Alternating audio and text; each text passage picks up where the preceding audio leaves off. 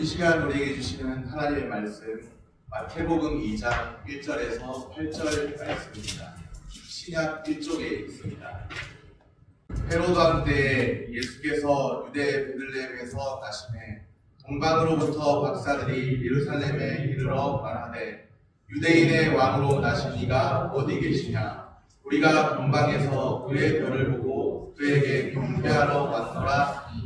헤로드 왕과 온 예루살렘이 듣고 소동한지라. 왕이 모든 대제사장과 백성의 서기관들을 모아 그리스도가 어디서 나겠느냐 물으니 이르되 유대 베들레헴이 오니 이는 선지자로 이렇게 기록된 바 또 유대 땅 베들레헴아 너는 유대 볼 중에서 가장 작지 아니하도다. 내게서 한 다스리는 자가 나와서 내 백성 이스라엘의 목자가 되리라 하였음이니이다. 이에 헤롯이 가만히 박사들을 불러 별이 나타난 때를 자세히 묻고 베들레헴으로 보내며 이르되 가서 아기에 대하여 자세히 알아보고 찾거든 내게 구하여 나도 가서 그에게 경배하게 하라. 아멘. 하늘에는 영광 땅에는 평화. 저도 어느 교회 목사님 한번 따라해봤습니다. 제천에 있는 어느 교회인데요. 오늘 아주 기쁜 날입니다. 하늘에는 영광 땅에는 평화. 아주 기쁜 날이죠. 아기 예수께서 나신 성탄절입니다. 아기 예수 나셨다. 이것이 참 이 소식이 우리에게는 분명히 기쁜 소식입니다. 근데 세상은 이 날을 그냥 단순한 기념일 정도로 좀 쉴 수 있는 날, 공휴일 이 정도로 여기고 있는 건 아닌가 그런 생각을 해봅니다. 성탄절 크리스마스 하면은 얼른 떠오르는 이미지는 아기 예수가 아닌 것 같아요. 그래도 예전에는 산타클로스 또 루돌프 사슴코가 아주 인기가 있던 때가 있었고 또 마치 성탄절의 주인공같이 아기 예수가 아니라 산타클로스가 주인공이 아닌가 루돌프 사슴코가 주인공이 아니라 이런 생각이 들 때가 있었는데요. 예수님이 주인공이 아니네. 산타와 루돌프가 주인공이네. 그런 생각을 하던 때가 있었습니다. 그런데 그마저도 코로나 이후로는 그나마 남아있던 성탄절의 분위기마저도 바뀌어 버렸죠. 조용한 분위기의 크리스마스를 보내고 있습니다. 더군다나 제천에는 기록적인 한파와 눈보라가 몰아쳐가지고 더 힘들고 어려운 그런 크리스마스를 보내고 있는 것 같습니다. 예수님의 오심에 의미를 두고 성탄절을 생각하는 이들은 그렇게 많지 않은 것 같다는 생각입니다. 이러한 모든 일들이 우리에게 말해주는 것이 무엇일까요? 세상은 예수님을 환영하지 않습니다. 오늘날만 그런 것이 아니에요. 오늘날만이 아니라 예수님이 처음 이 땅에 오신 2000년 전에도, 대략 2000년 전에도 그랬습니다. 소동이 있었습니다. 오늘 말씀을 보면 소동이 있었습니다. 3절 말씀입니다. 헤로드 왕과 온 예루살렘이 듣고 소동한지라. 소동이 있었어요. 듣고 소동한지라. 헤로드 왕은 대략 2000년 전에 예수님이 오실 그 당시에 유대 땅을 통치했습니다. 그런데 왕이잖아요. 왕이 듣고 소동할 정도의 소식이 도대체 무엇일까요? 2000년 전 온 예루살렘을 들썩이게 만든 소식이 있습니다. 헤로드 왕과 온 예루살렘이 듣고 소동하게 했죠. 그 소식을 듣고 헤로드 왕이 비상시국을 선포했습니다. 끔찍한 행정명령을 내리죠. 어떤 행정명령을 내렸느냐? 남자아이는 2살부터 그 아래로 다 죽여버려라. 끔찍한 명령을 내렸어요. 영아살이죠. 영아살. 2살 이하로 다 죽여라. 모세가 태어나는 때도 비슷한 일이 있었는데 아니 도대체 어떤 소식이길래 그런 명령을 내렸을까요? 2살부터 그 아래에 해당하는 남자아이들을 다 죽이라고 했습니다. 도대체 얼마나 충격적인 소식을 들었는지 상상이 되세요. 우리는 아기에서 하면 기쁘고 그럴 것 같은데 도대체 어떤 소식을 들었길래 아이들을 다 죽이라고 그런 명령을 내렸을까요? 그 소동이 소동으로만 끝나지 않았습니다. 영화 살해 명령까지 내리겠다는 거죠. 그 소식은 동방으로부터 온 박사들이 예루살렘에 이르면서 전달되었습니다. 2절 말씀입니다. 유대인의 왕으로 나신 이가 어디 계시냐? 우리가 동방에서 그의 별을 보고 그에게 경배하러 왔노라 하니. 유대인의 왕으로 나신 이가 어디 계시냐? 우리가 그에게 경배하러 왔노라. 그렇게 말했죠. 이 말에 헤롯과 온 예루살렘을 듣고 소동하게 된 거예요. 유대인의 왕이라는 그 말이 헤롯에게 큰 충격을 주었습니다. 아니, 내가 유대를 다스리고 있는데, 내가 유대를 다스리고 있는 왕인데 나 말고 또 다른 왕이 있다는 말인가? 그렇게 생각을 한 거죠. 왕의 출현, 아기 예수의 탄생에 대한 소식입니다. 타락하고 부패한 인간이 환영할 만한 소식이 아니에요. 헤롯 왕과 온 예루살렘, 이 땅의 왕과 백성들의 반응은 소동하는 것으로 나타났죠. 왕의 출현 소식을 들었기 때문에, 왕의 출현 소식을 들어서, 만일에 평범한 집안의 옆집에 평범한 아들이 태어났다는 소식을 들었으면 그렇게 듣고 소동했을까요? 그렇지 않았겠죠. 그 소식은 전혀 충격적인 소식이 아니었을 겁니다. 주님을 믿지 않는 사람들은 내 인생의 주인은 나 자신이라고 생각하는 것 같습니다. 내 인생이라고 생각하기에 자살도 가능해요. 내 목숨이라고 여겨서 내 목숨, 내 마음대로 한다는 식의 사고방식이 가능해집니다. 인생의 창조주가 따로 있다.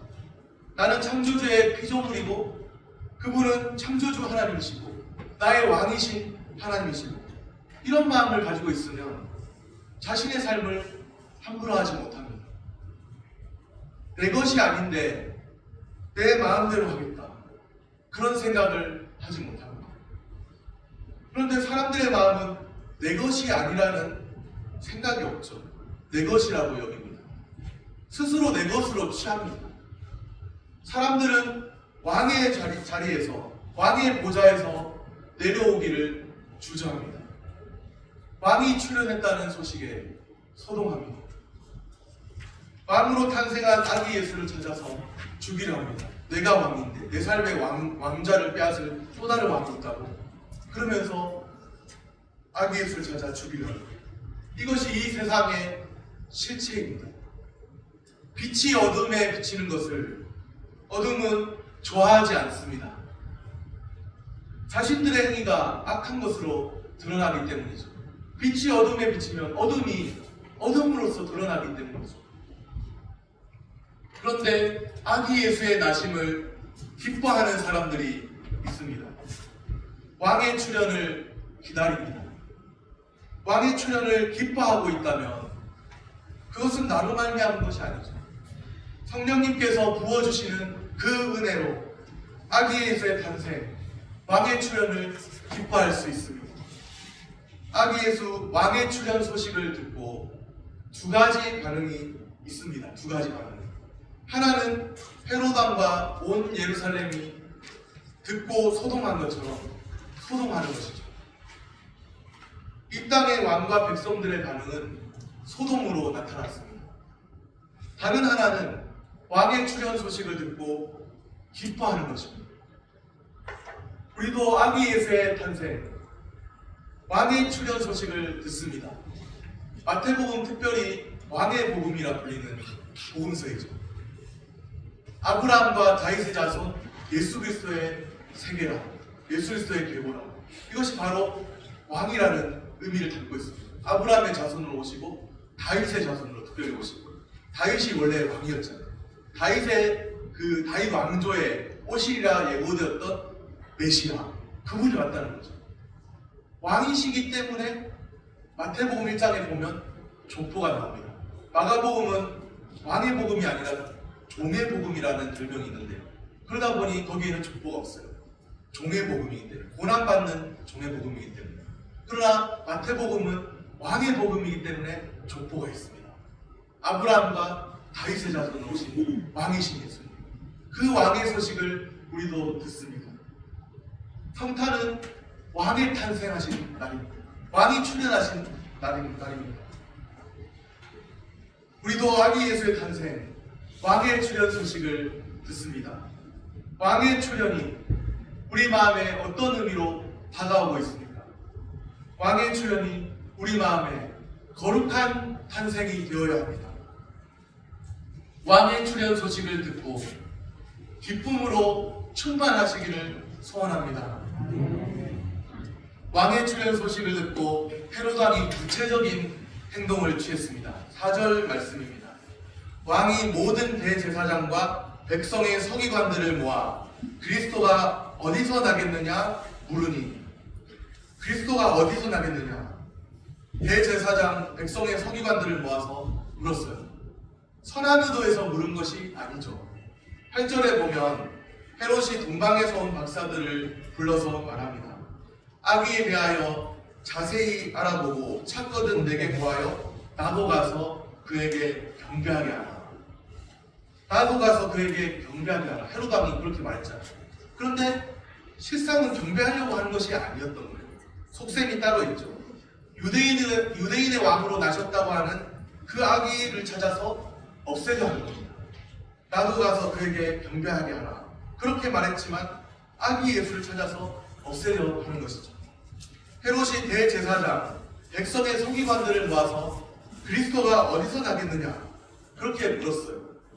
대제사장과 서기관들이 놀랍게도 그 답을 알고 있습니다.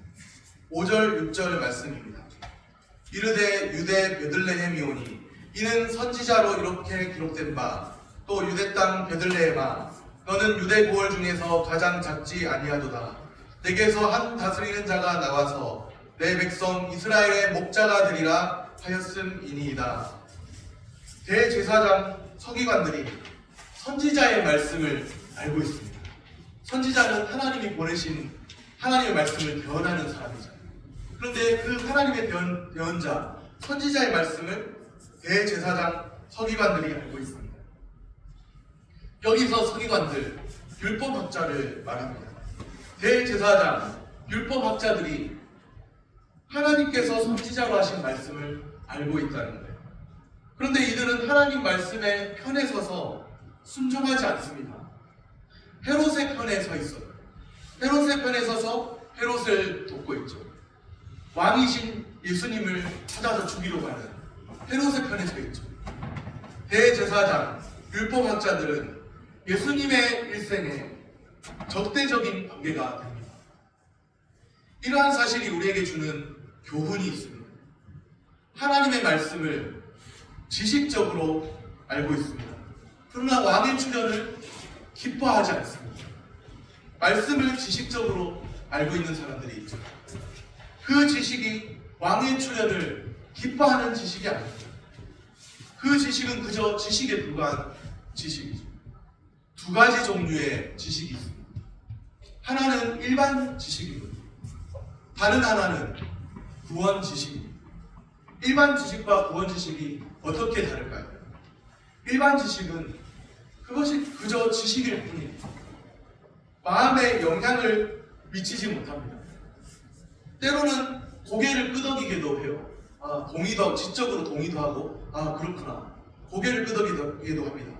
그런데 마음에 영향을 미치지 못하고, 마음에 영향을 주어서 예수 그리스도 앞에 무릎 꿇게 하지 못합니다. 우리의 유일하신 참 하나님, 그리고 예수 그리스도 앞에 무릎 꿇게 하지 못해요. 일반 지식은 그렇다는 거죠. 그런데 구원 지식은 다릅니다. 마음에 영향을 미칩니다. 더 나아가서 무릎을 꿇게 만듭니다. 그냥 고개를 지적 동의 수준에서 고개를 끄덕이게 만드는 그 정도가 아니라, 고개만 끄덕이고 마는 정도가 아니라 무릎을 꿇게 만듭니다.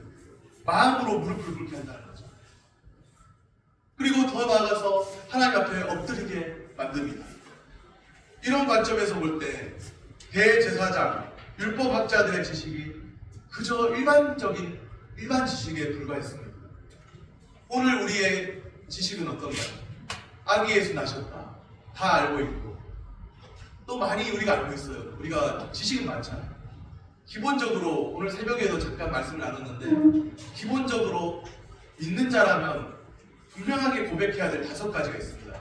그것이 무엇이냐면 근본주의 5개 조항이라 불리는 것인데요. 첫 번째로는 성경의 권위입니다. 성경의 권위. 성경은 유일하신 참 하나님의 말씀이고 정확무한 말씀이라고 하는 성경의 권위. 둘째는 예수 그리스도의 성육신입니다. 예수님께서 하나님의 아들이신데 사람의 몸을 입고 이 땅에 오셨고 이 땅에 오셨지만 사람의 몸을 입고 오셨지만 그분은 죄가 없으신 분이라는 성육신에 대한 고백입니다. 두 번째. 세 번째는 그리스도의 십자가 대속입니다. 십자가 지셨다는 것은 세상 사람도 다 알아요. 십자가 지고 죽었다 이렇게 생각하고 끝나버리죠. 그러나 대속이라고 생각하지는 않습니다. 대신 우리 죄를 속했다 그렇게 생각하지는 않아요. 그런데 예수를 믿는 사람은 대속을 믿습니다. 그리스도의 십자가 대속. 네 번째는 뭔가요? 십자가가 있으면 부활이 있죠. 그리스도의 부활, 특별히 그리스도의 몸의 부활입니다. 믿지 않는 사람들은 말씀을 해석하면서도 정신적 부활이겠지 이 정도로 포장하고 끝나버려요. 그런데 그리스도의 몸의 부활입니다. 우리가 사도신경에서도 몸이 다시 사는 것과 그렇게 고백하는데 그리스도의 몸의 부활. 마지막 5번째로는 무엇일까요? 재림입니다. 그리스도의 역사적 재림. 첫 번째는 성경에 대한 것이고 두 번째부터 5번째까지는 예수님에 대한 고백입니다. 왜 성경과 예수님에 대한 이런 고백들이 나타났느냐 하면 자유주의 신학이라는 것이 등장했습니다. 19세기 정도. 자유주의 신학이 등장해서 성경과 예수님에 대해서 비판하기 시작했습니다. 성경은 인간의 편집된 성경. 그리고 예수님은 뭐 하나님의 아들이 아니고 그냥 단순한 인간 그렇게 생각하는 거죠. 뭐 예전에 오래전에 유행했지만 다빈치 코드 같은 영화 같은 경우에 거의 그런 내용이잖아요. 예수님이 썸을 타가지고 뭐 그렇게 마리아랑 사귀고 그랬다 그런 이야기잖아요. 비슷한 그래서 뭐 아들이 있는지 그렇다는 그런 내용인데 그게 다 보면 그런 내용들이 자유주의 신학 계열에서 흘러나오는 내용들입니다. 그러니까 우리는 근본주의적인 그 고백을 고백하는 사람들입니다. 그 성경의 권위 그리고 성육신, 십자가의 대속, 그리스도의 몸의 부활, 또 그리스도의 재림 이것을 믿는 사람들이 우리 예수를 믿는 사람들입니다. 오늘 우리의 지식 이것을 그냥 지식적으로만 동의하는 사람들이 지식적으로만 아는 사람들이 있어요. 지식적으로만 아는 사람들이 있고 그냥 그렇구나 그렇게 들어본 기억만 있는 사람들. 그러나 이것을 믿음으로 고백하는 사람들이 있다는 거죠. 우리는 믿음으로 이 5가지 조항을 믿음으로 고백하는 사람들입니다. 오늘 우리가 가진 지식은 어떻습니까? 마음에 영향을 주어서 예수를 경배하게 하는 지식이어야 합니다. 그렇지 않으면 우리의 지식은 헛된 것일 뿐이죠. 그 지식이 우리를 구원할 수 있겠습니까? 예수 그리스도를 경배하게 하는 지식이 아닌데 우리를 구원하게 할 수 있을까요? 우리를 구원에 이르는 믿음으로 인도할 수 있을까요? 우리가 분명한 하나님에 대한 살아 역사하는 믿음의 고백이 있고 또 예수를 경배하게 하는 그런 지식이 우리 가운데 있을 때 하나님을 아는 지식이 있을 때 그것을 단순히 머리로만 아는 것이 아니라 우리의 마음으로서 고백하고 또 주님 앞에 무릎 꿇게 하는 그런 지식이 있을 때 우리가 참으로 예수 그리스도를 경배하게 되고 구원에 이르는 믿음으로 나아가게 될 줄로 믿습니다. 오늘 우리는 왕의 출현 소식을 듣고 주님을 경배하고 있습니다. 아니면 왕의 출현 소식을 듣고 여전히 자기의 왕의 보좌에 앉아있는 그런 모습 가운데 있습니다. 왕의 출현 소식을 듣고 주님을 나의 왕으로 경배해야 합니다. 이 땅에 오신 왕은 다시 오실 왕이십니다. 다시 오실 왕의 길을 예비하는 자로 살아가시기를 소원합니다. 왕의 출현 소식을 들으며 성탄의 의미를 되새기는 오늘 복된 성탄, 우리의 남아있는 생애가 주님과 동행하는 그 은혜 가운데 살아가게 되시기를 소원합니다. 기도하겠습니다.